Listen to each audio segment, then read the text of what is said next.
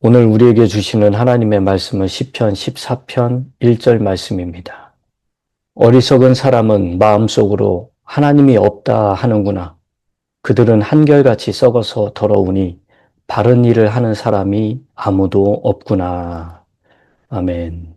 네, 오늘은 시편 14편 말씀을 함께 보겠습니다. 시편 14편 말씀은 어, 이 시편 53편 말씀하고 거의 똑같습니다.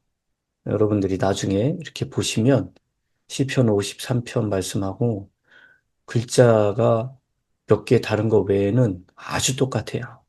그런데 이제 이 14편은 다윗이 악장에게 준 시 뭐 그렇게 돼 있고 53편은 마할랏에 맞춰서 이렇게 쓴 시 이렇게 돼 있거든요.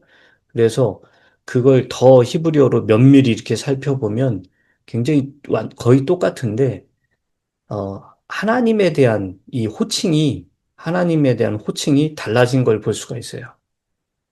14편에서는 엘로힘, 여호와, 그런 호칭이 뭐 세 번, 네 번 이렇게 나오는데, 이 53편에서는 이 하나님에 대한 호칭이 엘로힘으로 통일이 돼 있어요. 그래서 왜 그런가 그거는 이제 마할렐이라는 그 음악 거기가 그거를 맞춰서 하려면은 이 하나님에 대한 호칭을 바꿔야 되는 그런 거가 있었나 봐요. 그래서 이렇게 내용은 완벽하게 똑같습니다. 글자도 거의 똑같고요. 근데 여러분 우리가 엄마들이 또는 아빠들이 잔소리하는 경우 있잖아요. 이게 하나님의 말씀은 잔소리가 아니지만 그런데 아유 엄마 또 그 소리야. 아빠 또 그만해요. 이제 나 그거 두 번만 더 들으면 100번인 거 100번이에요. 막 이렇게 어 아이들이 혹은 저도 어렸을 때 그랬지만 어 왜 그럴까요? 부모 입장에서 또는 선생님이나 어른들이 그게 중요한 거기 때문에 그렇죠. 굉장히 너의 인생에서 너무나도 중요한 거기 때문에 그렇게 반복해서 되풀이해서 강조를 하기 위해서 그리고 네 마음에 각인하고 그걸 꼭 명심하라고. 그래서 두 번, 세 번 혹은 100번이라도 이게 네 인생에 도움이 된다면 그런데 네가 그렇게 하지 않는다면 나는 언제라도 계속 얘기할 거야. 하면서 강조할 때 그가 그에게 반드시 필요하니까 이야기를 두 번, 세 번 하잖아요. 오늘 우리가 읽은 이 말씀도 하나님께서 성경에 왜 어떻게 이런 일이 있지? 할 정도로 정확하게 그렇게 똑같은 말씀을 두 번이나 이렇게 강조를 하셨습니다. 그래서 굉장히 중요한 말씀이니까 우리가 이 말씀을 깊이 잘 살펴보시고 이 말씀을 항상 우리 마음에 잘 새겨둬야 됩니다. 여러분, 어리석은 사람, 어리석은 사람이 있고 또 지혜로운 사람이 있지요. 어리석은 사람은 마음속으로 하나님이 없다라고 한다는 거예요. 어리석은 사람의 속마음을 우리 사람들은 잘 모르죠. 그 사람이 입 밖으로 마음에 있는 생각을, 어? 내가 인생을 살아보니까 그 기독교인들이 말하는 유대인들이 이스라엘 민족들이 믿고 따르는 섬기는 그런 하나님은 없어. 라고 이 속마음만 가지고 있었는데 어느 날 입 밖으로 내놔야 그걸 우리가 알 수가 있죠. 아, 저 사람은 하나님이 없다고 하는구나. 그런데 여러분, 세상에서는 어리석은 사람, 좀 모자란 사람, 이런 거를 좀 지능이 낮거나 자기가 손해보는 그 일을 계속 하고 있는 사람, 뭐 좀 조롱받을 만한 그런 일을 하는 사람을 우리가 어리석은 사람이라고 하지만 하나님께서 보시는 어리석은 사람, 하나님께서 보시기에 어리석은 사람이 있는 거죠. 그 뭡니까? 첫째, 그냥 하나님이 없다라고 생각하는 사람. 그 사람이 어리석은 사람인 거죠. 너무나도 당연하죠. 그래서 세상 가운데 굉장히 학식이 뛰어나고 또, 어, 지식이 많은 그런 사람들 중에 또 물질과 명예가 아주 많고 높은 사람 중에 하나님이 없다라고 말하는 무신론자들, 그리고 있다 할지라도 나는 안 믿어 하는 그런 불신자들. 이런 사람들을 세상에서는 존경받고 인정받고 그럴지 모르지만 이 하나님께서 온 우주 천하 만물을 창조하시고 인간의 생사 화복을 모든 걸 다 주관하시고 주관하시는 그 주권자 하나님. 그 하나님께서 보실 때는 뭐라고요? 너 어리석은 자여라고 말씀하신다는 거예요. 온 우주 천하 만물을 정말 정상적인 그 생각과 어떤 판단을 내릴 수 있는 사람이라면 자연 속에 계시되어 있는 그런 일반 계시를 통해서 얼마든지 하나님을 찾아 알 수가 있다는 거예요. 이 우주의 지적 설계자, 고도의 지적 설계자가 없이는 빅뱅이라는 허무맹랑한 그걸로 이렇게 정교하고 거리며 빛, 빛이며 산소의 그 산소며 또 얼마나 인간이 살기에 정교하게 이렇게 이 시스템이 돼 있는지 모릅니다. 또 이 우리의 신체 구조를 보세요. 피부며 손톱이 자라는 것이며 머리카락, 이 피 속에 산소를 공급하는 모든 메커니즘이며 이 브레인도 마찬가지고 호르몬 나오는 것입니다. 여러분 이게 어떻게 자연적으로 시간 지나니까 진화적으로 됐다는 겁니까? 이건 말도 안 되는 거죠. 창조주 하나님께서 이렇게 전지전능한 하나님께서 이렇게 만드셨다. 창조하셨다. 그거 외에는 설명할 길이 없는 거예요. 그런데 이런 명백한 자연적이고 일반적인 증거들이 차고 넘침에도 불구하고 애써서 no, 모든 게 시간이 흘러서 우연히 발생한 거지 절대적으로 하나님이 있을 수 없어. 그렇게 마음속으로 믿고 확신하고 그렇게 많은 사람들에게 막 가르친단 말이에요. 하나님께서 뭐라고 하느냐? 너 어리석은 사람아 라고, 너는 정말 어리석은 자다 라고 하나님께서 판단하고 그런다는 거죠. 여러분 또 하나님은 어떤 사람을 어리석은 자라고 그러냐면 지혜와 훈계를 멸시하는 사람. 맞죠? 자기 인생 잘 되라고 굉장히 훈계를 하고 지적을 하고 그 타이르고 그러는 사람, 그렇게 하면 자기 잘못을 스스로 깨닫고 돌아설 줄 알고 인생의 올바른 길을 가야 되는데 그렇지 못하는 사람. 듣고 듣는 둥 마는 둥, 뭐 얘기하십시오. 나는 안 들을 겁니다. 나는 내 소견에 옳은 대로 그렇게 살 거예요. 나는 내가 내 육신이 편한 대로 그렇게 살 거예요. 하면서 그 마음속에 그 누군가의 조언, 특별히 하나님의 말씀으로 주는 모든 그 권면이나 이런 것들을 거부하는 자들. 내가 더 잘 알아요. 내가 더 잘해요 하면서 거부하는 자들, 지혜와 훈계를 멸시하는 자들, 그런 자들을 하나님은 어리석은 자다라고 말씀을 하시는 겁니다.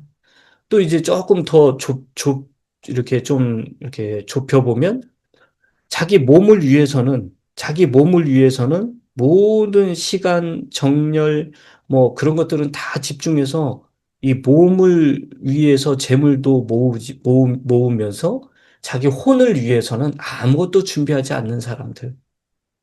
세상 사람들은 뭐 마음의 양식이라고 해가지고 이 우리 안에 있는 속사람을 위해서 이 독서, 독서를 많이 한다고 그러죠.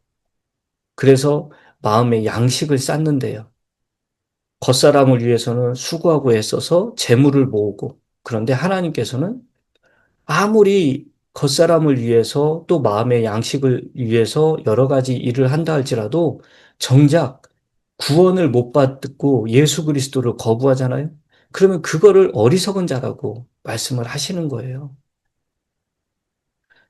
예수 그리스도를 믿지 않으면 우리 주님께서 어떻게 합니까? 그냥 뭐 그 다음날 바로 그 사람의 혼을 싹 취해가면 그 사람 지옥에 가는 거예요. 그래서 하나님께서는 그런 사람을 어리석은 자라고 말을 하는 거예요. 또 우리 믿는 자들 중에 부활이 없다라고 말하는 사람들이 있어요. 그렇게 믿고 말하는 사람들이 있어요. 그런데 고린도전서 15장에 보면 너 어리석은 자여 네가 뿌리는 것이 죽지 아니하면 살아나지 못하고 무슨 말입니까? 이 농사를 지어 보면 제가 농사를 지은 건 아니지만 우리 뒷마당에 이 조그마한 텃밭에 호박 씨를 이렇게 심었어요. 씨를 심었죠. 그런데 그 씨가 들어가서 썩었지요. 썩고 났는데 거기에서 자라나는 게 뭡니까?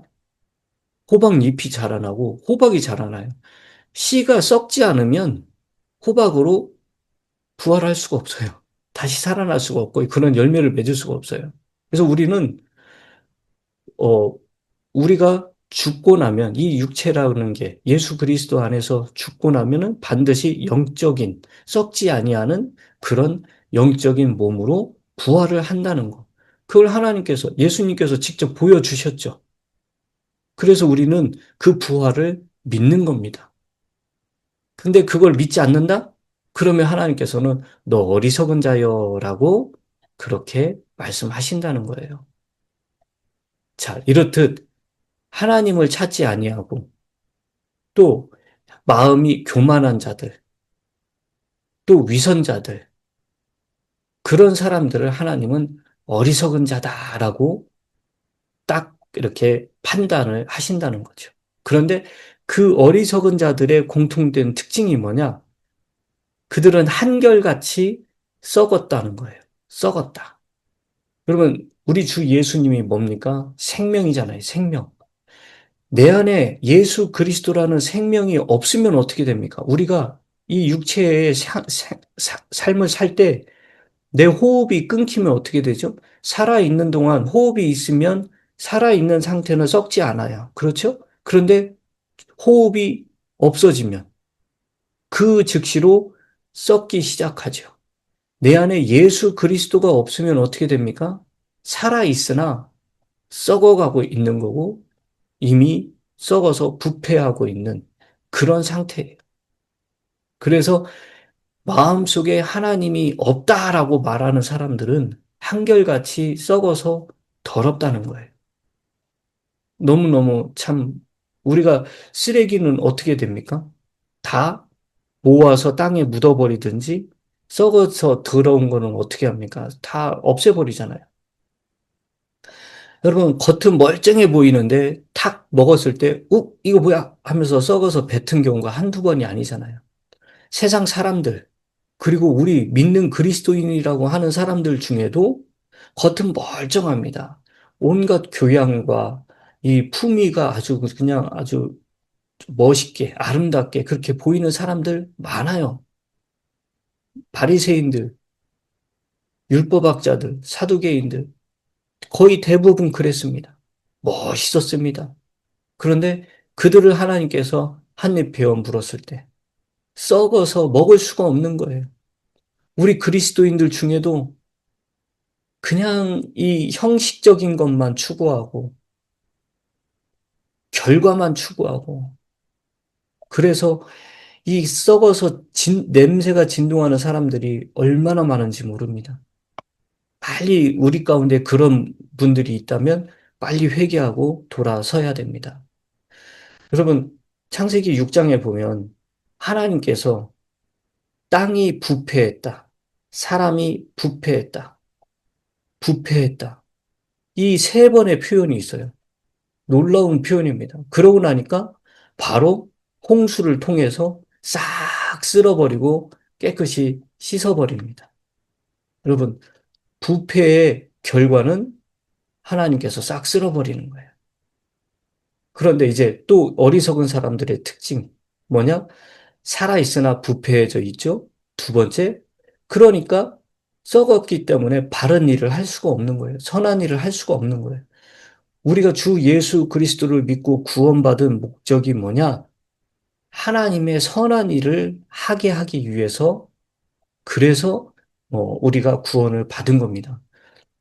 선한 일이라는 게 뭡니까? 바른 일이라는 게 뭡니까? 하나님이 계신 것을 알고 믿는 것.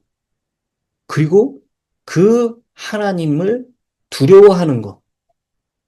그리고 그 하나님께 그 하나님은 찬양과 영광과 존귀를 받기에 합당하신 분이잖아요. 그 하나님을 마땅히 경배하고 예배하는 것. 그게 바른 일이고 선한 일이에요. 그리고 나 자신을 날마다 부인하고 내 십자가를 지고 예수 그리스도를 따르는 것. 그게 바른 일이에요. 그리고 나 자신에게만 집중하는 것이 아니라 하나님께서 나에게 주신 달란트로 교회와 성도들을 세우고 살리고 덕을 끼치는 것. 이게 바로 바른 일이에요. 그리고 더 나아가서 믿음의 형제 자매들 가운데 힘들고 어렵고 아프고 괴로운 자들, 그들을 향해 기도해주고 내 지갑을 열어서 도와주고 그들의 눈물을 닦아주고 그들을 하나님의 말씀으로 격려하고 위로하는 것. 이게 바른 일입니다. 여러분, 하나님이 없다라고 생각한다면 그런 일을 할 수가 없죠. 그런데 우리는 하나님이 계신 것도 알고 믿고 있어요. 그런데 성경 말씀을 하나님의 말씀이라고 믿지 못하는 사람들도 있어요. 그런 사람들은 빨리 회개하시고 하나님의 말씀인 성경이 하나님의 말씀임을 믿고 또 저 하늘에 천국이 있고 이 땅 속에 지옥이 있다라는 것도 믿어야 되고 그리고 반드시 부활이 있다라는 것도 꼭 믿어야 되고 예수 그리스도께서 다시 오신다는 것도 믿어야 되고 그 예수 그리스도 앞에 우리가 심판을 받는다는 것도 믿어야 되고 우리가 그 주님 앞에 이 땅에서 어떻게 살았느냐에 따라 반드시 보상을 받는다는 것도 믿어야 됩니다. 자, 이렇게 하게 되면 지혜로운 자가 되어서 이 땅에서 지혜로운 내 인생을 살아가고 내가 지혜로운 자가 되어서 지혜롭게 살기 때문에 영원의 세계를 미리 준비하면서 사는 겁니다. 마치 지혜로운 처녀들이 등불과 함께 기름을 같이 예비한 것처럼요. 저와 여러분들이 오늘도, 아니, 앞으로도 인생에서 어리석은 자처럼 살지 않고 이제 지혜로운 자가 되어 우리 하나님을 영화롭게 또 여러분 자신에게 유익이 되고 또 주변의 많은 사람들에게 큰 도움이 되는 그런 저와 여러분들이 되시길 간절히 축원합니다.